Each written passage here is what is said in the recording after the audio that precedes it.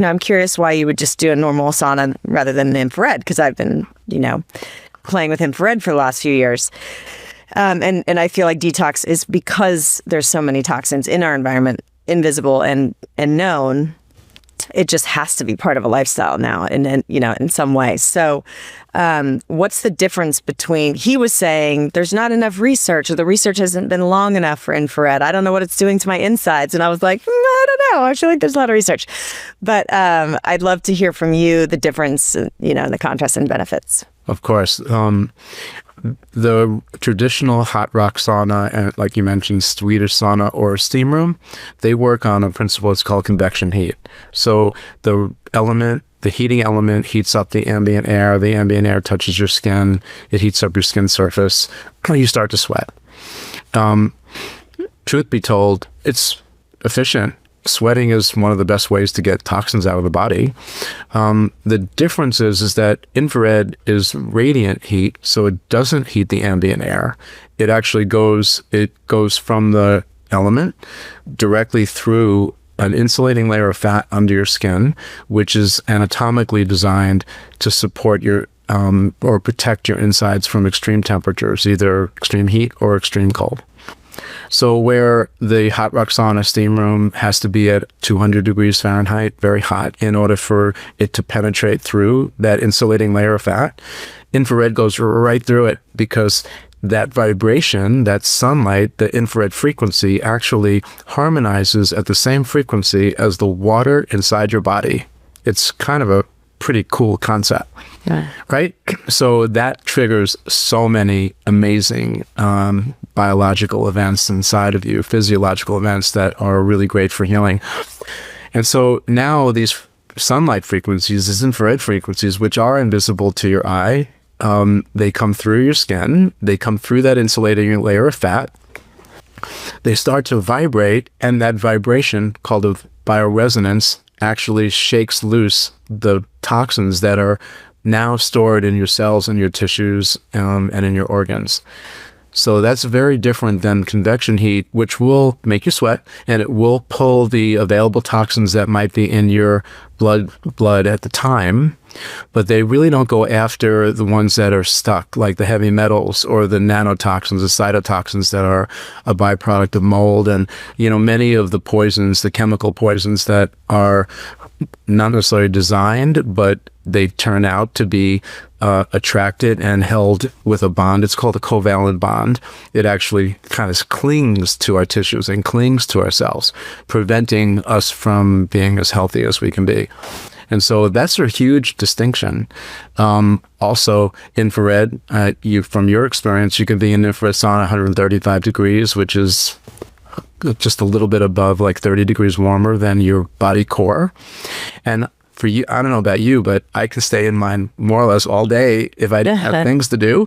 Whereas a hot rock sauna or a steam room, like after 10 minutes, I don't know, can you breathe in those things? Because people have trouble with that, My necklaces are burning me. Yeah, exactly. And I run hot anyway. I'm like, this is a lot. Yeah. I think that they're really good, but I don't, in terms of our biology and creating a true detox, like down to your cell level, I believe the only real alternative, or the thing to look towards, is these infrared saunas. Now, we've taken a full spectrum approach. So the way that our technology is really a page out of the playbook of nature. So we mimic nature in the proportion of the 3 different wavelengths within the infrared spectrum. Some of the other companies out on the market now, they talk about, red light therapy and red light saunas, that's the way to go. Or far infrared, that's the way to go. I think there's merits in both discussions, but I don't know, like the Bible, nature's book seems to be the one that's working the best for me. So I kind of follow and mimic nature as much as I can. And we do that in many of our devices and even in our protocols. We really want to bring nature back into the house, because in modern world it's not there. We're living in controlled apartments and controlled homes, and air conditioning, heating. So our comforts and conveniences are so nice, and also making us sick in a lot of ways. Yeah. I have a great friend, Darren Oline, and he wrote a book called Fatal Conveniences, which I'm just going to give him a shout out because that book is a great book. It's a good kind of a Bible at understanding and how to create a safe home, which I think is really key because most of us spend 60, 70% of our time there.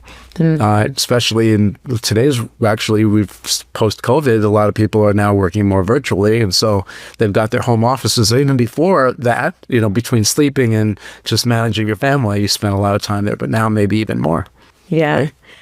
When you say you're mimicking nature and just taking one from nature's playbook, what does that actually mean in your sauna that you're offering? I'm a nerd. I nerd out. I love nerds. Okay, so I did a deep dive. NASA actually publishes the amount of frequencies that hit the planet. So I took a full year of those numbers. The first and second standard deviation of those numbers, which is the balance or let's say the cocktail of the three different wavelengths. So there's near, mid, and far frequencies. And so sun's here and the earth is here and the earth is turning. And so the angle of the earth to the sun is called the azimuth. So as the earth is turning throughout our day, there's different wavelengths of sun energy that are actually hitting the planet. And so that means that, like in Florida, for instance, the early part of the day between sunrise and about 11 in the morning, the UV light spectrum is mostly present. And then as we're shifting, we shift from UV to infrared. And so, for instance, we could be in UV light, getting nice and tan and, by creating vitamin D3 and all that good stuff, right?